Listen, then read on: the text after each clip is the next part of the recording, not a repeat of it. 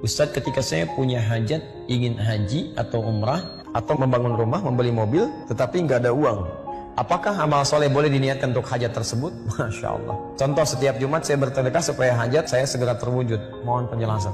Ini biasa, memang tipikal di antara sifat manusia itu ingin beramal dengan mendapatkan kompensasi. Ada, wajar itu, nggak apa-apa, itu sesuai fitrahnya. Itu ada di Quran surah ke-3 Ali Imran ayat 133. Wasari'u ila maghfiratin min rabbikum wa jannatin arduhas samawati wal ardu u'iddatil muttaqin. Dan bergegaslah Anda memohon ampunan kepada Allah. Kemudian lihat kalimatnya, berharaplah bisa mendapatkan surga yang seluas langit dan bumi. Di Quran mengatakan silahkan Anda berharap, jadi mengerjakan amalan supaya bisa masuk surga.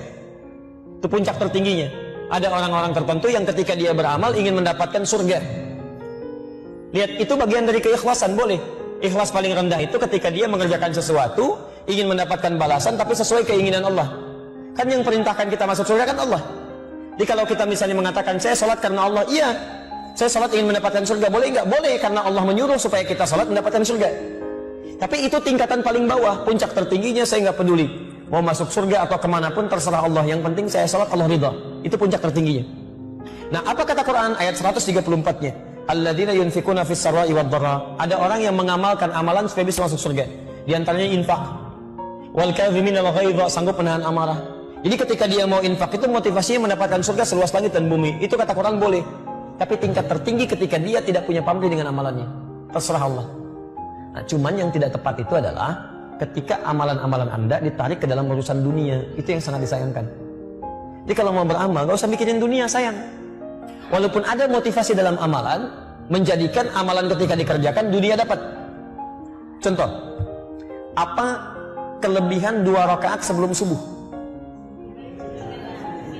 Lebih baik daripada dunia dan seisinya. Pertanyaannya tahu dari mana? Baik, hadis Muslim atau hadis 224. Lihat, rak'atal fajri khairum minad dunya wa ma fiha. 2 rakaat sebelum subuh itu lebih baik daripada dunia dan seisinya. Lebih daripada dunia dan seisinya. Jadi kalau Anda bisa mengerjakan 2 rakaat itu, Anda mendapatkan lebih daripada dunia dan seisinya. Lebih daripada dunia dan seisinya.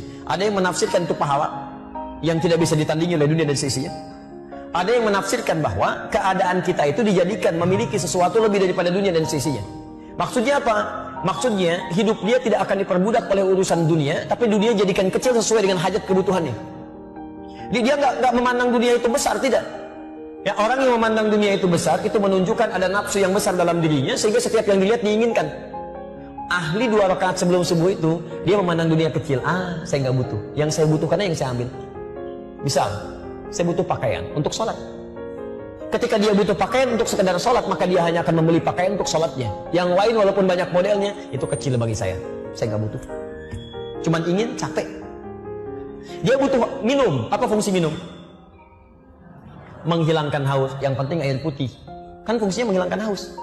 Ketika dia merasa apa yang dia butuhkan itu dia kerjakan, maka dia akan dicukupkan oleh Allah kepada yang dibutuhkan saja. Yang lainnya kecil.